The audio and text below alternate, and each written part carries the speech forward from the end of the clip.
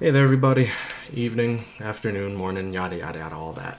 Um, Thank you again. Before I jump into everything, thank you for everybody who's been watching so far.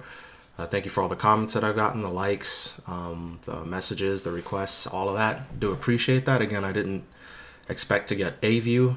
I'm getting near 100 on the videos, which is pretty. It's pretty cool. I mean, it's not a lot. It's not a million, but it's a lot for me. So thank you everybody for that, and special thank you to Tim Schafer and Boss Fight, or it could be Boss Fight, for the questions and the again the thank yous in the last video that I posted. Tim, I think you said that you were going to post this in your Facebook group for the next slot of officers that are going in, or I guess cadets looking to become officers that are going in April.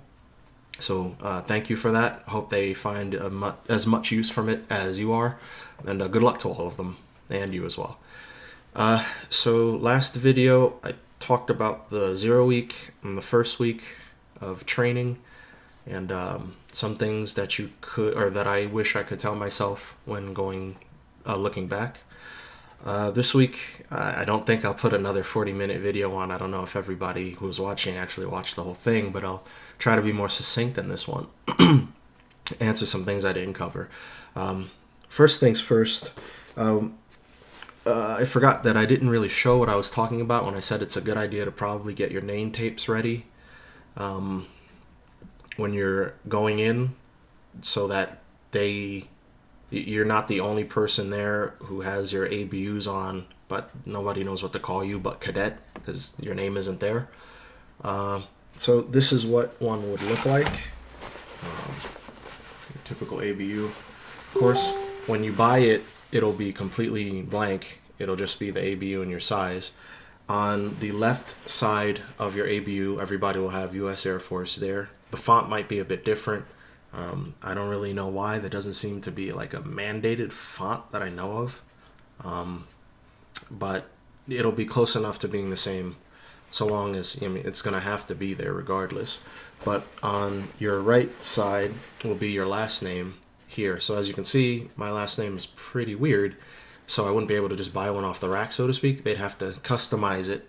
And when I looked into them customizing it, they weren't able to do that in the time that I needed it before training started, so I went and got it while I was there. I believe the second day of training, when they march everyone to the exchange store, base exchange rather, where you buy your gear and your name tapes.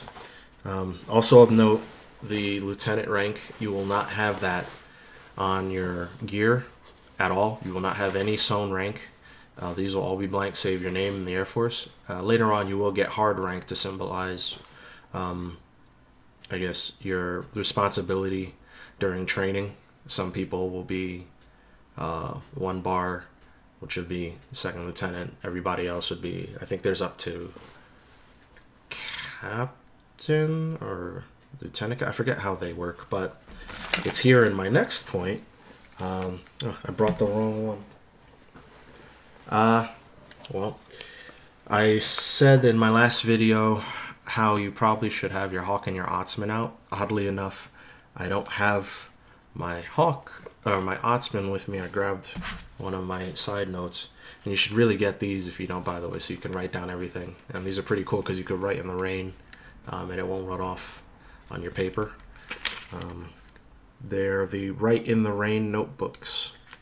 But anyway, this was one of the things that I was talking about, the Hawk. The Ottsman is similar in size, but it's all white, and it's all the rules covered in OTS training. That's what they want you to memorize. That book, the Ottsman, will have everything that you are needed to know in order to get by OTS swiftly and not in trouble, and all the guidelines. So when everybody says, why aren't you doing this the way that you're supposed to, you'll be able to spit out I am as according to page whatever, yada yada, or paragraph whatever, or article whatever of the Ottsman. And you might even you might impress a cadre member. This book is equally as important in that this book, it doesn't have any rules or regulations, but it does have Air Force structure, levels of warfare, the different types of aircraft, what certain rank symbolizes, the different types of force protection conditions, i.e. Normal, Alpha, Bravo, Charlie, and all of that, FP-cons. And then I heard from somebody, one of my friends in training currently, that they actually combined both this and the OTS manual into one. And I'm not even sure what they would have cut out, because there's a lot of material in this. Like, the back is full of quotes that you had to memorize per each day. The military alphabet, if you don't know it, Alpha Bravo Charlie Delta Echo blah blah blah. That is how you will spell your name. It's no longer, in my case, AYODEJI, which would be my first name. It would be Alpha Yankee, for Oscar, yada yada. But yeah, you want to keep. Oh, the reason why this is taped is you're going to be bringing this out, this in the OTS manual or whatever book you will be having. Then you will have to bring out and read in front of your face at the position of rest. Whenever you get the chance to, they will want to see that you are memorizing this knowledge. So because you're going to be putting this in and out of your pocket so much, my class decided to tape the borders of your books so that it wouldn't bend as easily or rip as much. So for me, some people went really nice and neat and taped everything, and even taped like slots inside of them for where they could hold their 341s, which I think I will show you in the next one. I don't have any on me. Here, mine, I only taped the spine so that, as you can see, it's only held on by 2 staples, so that these staples would be sturdy, or that the spine wouldn't break off in part, because you're going to be sweating, you're going to be doing a lot of marching around, a lot of running around, and this will always have to be on you, so you don't want this to deteriorate. It also has information pertinent to you in the front, your squadron, your flight captain, or your flight commander rather, and numbers, important numbers and whatnot. Sorry about that. Let's see, what else did I have to... I should probably have scripts ready when I'm trying to talk about these things. So the first 2 weeks are out. Going back into OTS, I'll try to jump into some other things you can look forward to. After, for us, the first 2 weeks of training, we had... we started the physical fitness portion of OTS. The reason why I didn't start day one was the rumor going around anyway was that we needed our blood work done, because there was a day where they filed us all around the medical area, I forget what it's called, and we all had to get our shots or check our immunization records and do our blood work. Prior and post that date, we weren't really doing any like running or push-ups or sit-ups or anything of that. We were still marching everywhere and sweating and doing a lot of work and studying, cleaning your rooms and all of that. But we didn't really do any of the physical activity because, again, for the rumor, they wanted to make sure that everybody had a good physical baseline before they would go and push us even further. And I think it was about 2 weeks or so before everybody got the okay. And then from then on, it was, 4:30 a.m., 5 a.m. PT sessions. So get used to those. Get used to waking up early and running out and doing your PT. I'm not sure what it will be like for those going in April. When we went in November, there were days, September through November. Mid-November anyway. It was pretty... I think beginning of November. Either way, it was pretty cold. Some days it was absolute madness, and you unless you had gloves and the whole jacket and everything, you were miserable then. But since you're going in April, In the South, it's probably good. You probably won't need the gloves and the hat and everything like we did, but you will still be doing those exercises. Any other thingy majig that I did forget? I know I'm forgetting something. One thing that I did not mention in my last video, I was talking about the beginning phases, is that there's going to be a lot of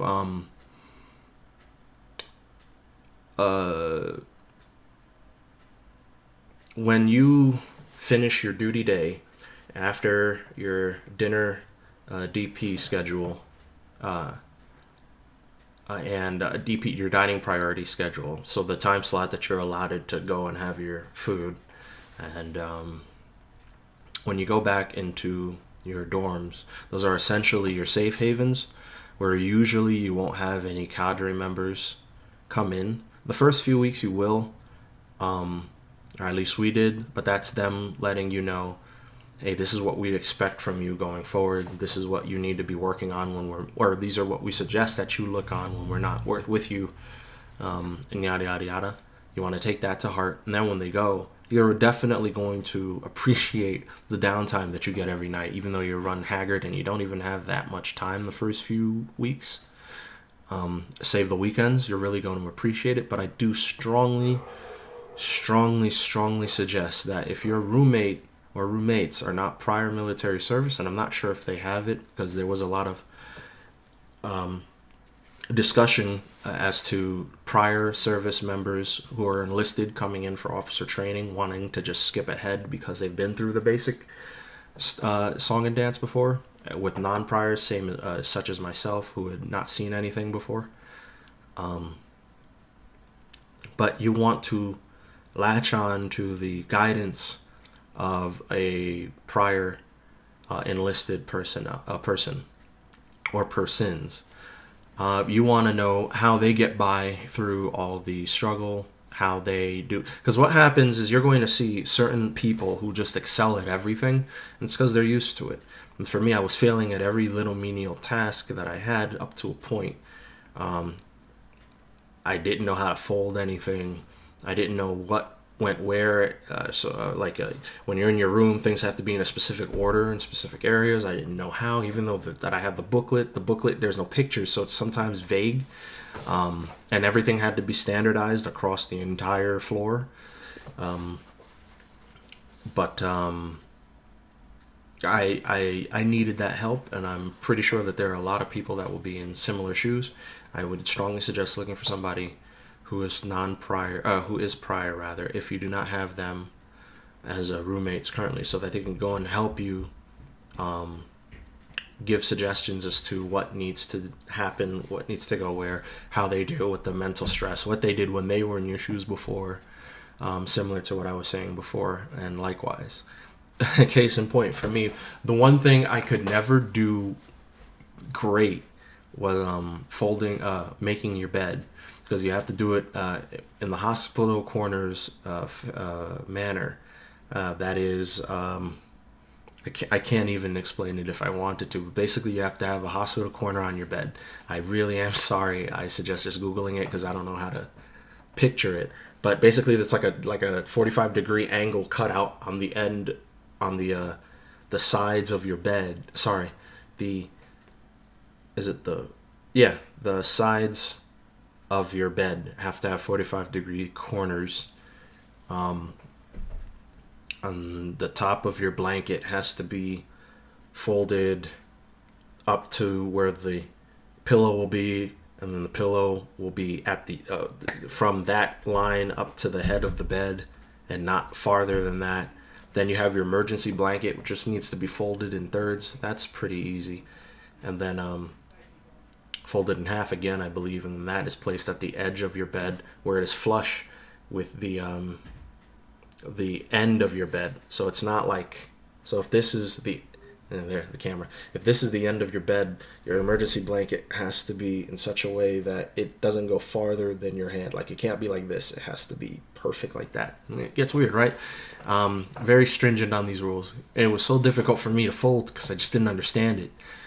So I had 2 or 3 prior military members at different times show me how to do this, and then help me physically making this bed.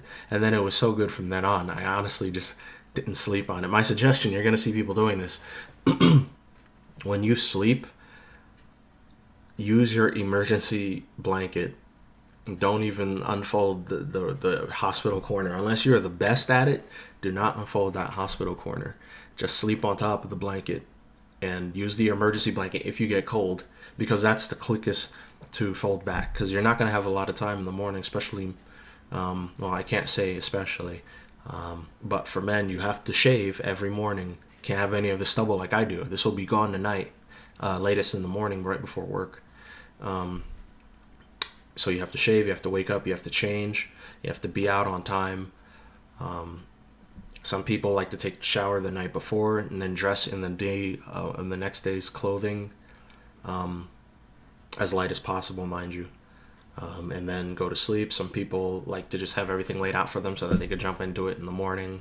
But either way, you're not going to have a lot of time to do it. So I suggest, again, you don't want the bed to be the thing that gives you less time to just sleep on top. Use that emergency fold blanket. Plus, it shouldn't be that cold for you guys anyway. It was kind of bad for us sometimes.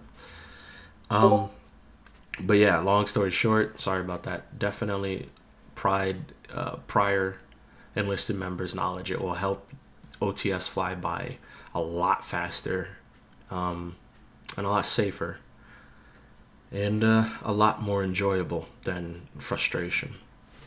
And here's a personal anecdote. For me, I made a lot of mistakes again because this was a new environment and you have to learn on the fly, and everybody's yelling at you, and then there are people nervous, and yeah, it's physically demanding, and it's a very important step. And there were times where I was failing, I was doing poorly in tests, I was nervous. Everybody, unless you're really on it, will get that maybe I'm not cut out for it or I'm afraid a moment. And mine came maybe a little over halfway through. Again, like I was kind of alluding to in the last last video, you have to remember your why. That was the only one I was able to pull through. I wanted to do something bigger than me, and I couldn't fail. I didn't want to fail. And I pulled out pretty well. In fact, one of the things that I wanted to bring to attention are challenge coins. A funny story, I might show this in another video. I'm kind of like a coin collector. It's kind of my thing. My mom got me into collecting quarters back in the day, and it just grew from there. And the Air Force, the military as a whole, has a penchant for coins.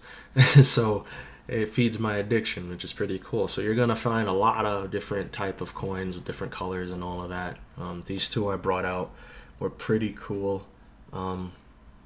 This one I just picked up. It's the OTS coin.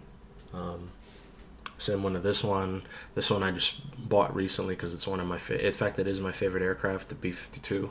It's a beast.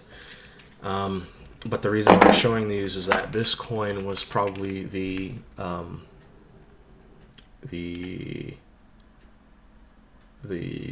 forgetting that, the feather on the cap of my OTS experience. This coin, it's a very special coin to me, in that I got this from the Colonel Lee, who was the head of OTS, at least then. I'm not sure if I can focus it because it's bright and it's trying to get on my face.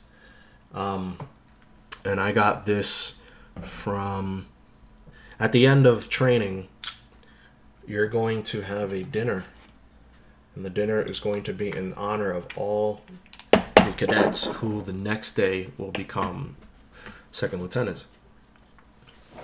And I co-emceed that dinner with a good friend of mine, Lieutenant Sampson.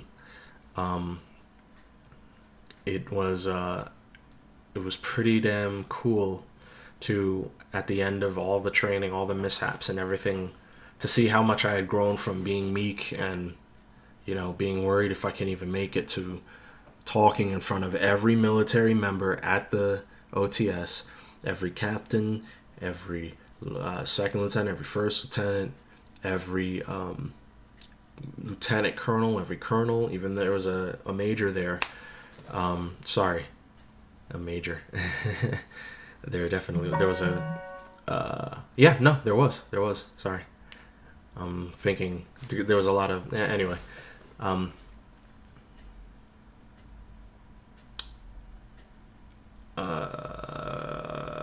Yeah, I had a brain freeze. I was trying to think of who was there. There was a major, there was a general, I believe a 3-star general, and so on and so forth. Either way, from being afraid to do anything wrong to speaking in front of everybody for an event was humbling. It showed me how far I got. It showed me how much I grew and matured. It showed me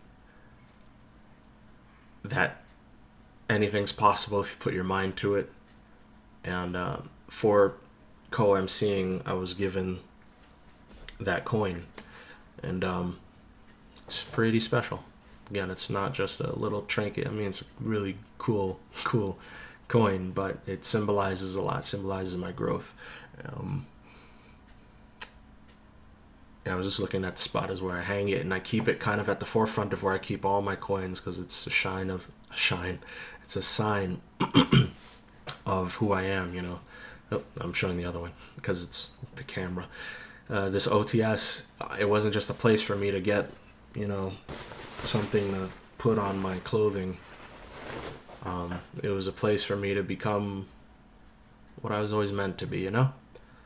And looking back on it, it's probably that drive that's going to push most of you to succeeding.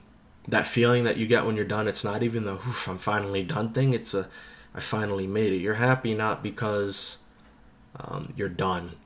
You're happy because you are where you always were meant to be, and you finally got there. That feeling of that joy, like there was never any doubt, save what you put in your mind. The happiness is that everybody now sees how badass you are. That's the cool thing. That's what got me. Sorry if I was ranting a little bit. But yeah, I think I'll cut it there for this episode. A little bit personal. I do have some ideas for the channel I want to go forward with. Hopefully more better and involved episodes, and I'll try to have more of a script prepared. I will try to put more videos out during the week. I know so far it's coming out every Sunday. I want to give more. And again, for people watching, please like, favorite, subscribe, share, all of that, yada, yada, yada. But more importantly, please leave a comment for what you would like for me to talk about. Otherwise, I'll just ramble. I don't want to ramble. I wouldn't mind if that's what you want, but I want to give you answers to things that you're specifically wanting. If you want to know how relationships work, if you want to know, if you're a gym head and you want to know how much access to a gym you will have or what they might have there, or on base, what the physical fitness characteristics are, because it does not stop at OTS, mind you. And I might actually talk about that in the next episode. What things to do at OTS for fun, what things to do here in California if you ever get stationed in here or Vanderburg. You would want Vanderburg. But yeah, if there's anything else you want to know, feel free to leave me a message, send me an email. Again, ASAGBRO, asagbro@gmail.com. Shoot me a message. Likewise, also, before I forget, a good friend of mine, he made a website, another fellow OTS graduate, Lieutenant Finnerty, Joseph Finnerty, I believe. He made a website to give information to officer prospects, rather, but not just through OTS, through any enlistment service, whether ROTC, ROTC, OTS, or the Academy. I believe he also has there as well. He has a website dedicated to helping you out, giving you the information as to what you'll need to succeed. And he has a Facebook page where he posts information pertinent to officers, or maybe officers, future officers. I will leave those links to those in the description. Please look those over. They're really awesome. He did a really good job on that. And I know him personally, so if there's anything that you would like for him to add on that website, or anything that you do like on it and want me to pass it forward, by all means let me know and I'll give him the praise. With that, thank you for watching. Again, hopefully, I keep saying hopefully, but soon I'll be able to use something more than Windows 10 built-in media player to make some pretty cool videos with some intros and outros as soon as I stop being lazy and learn how to use all these things. And yeah, peace.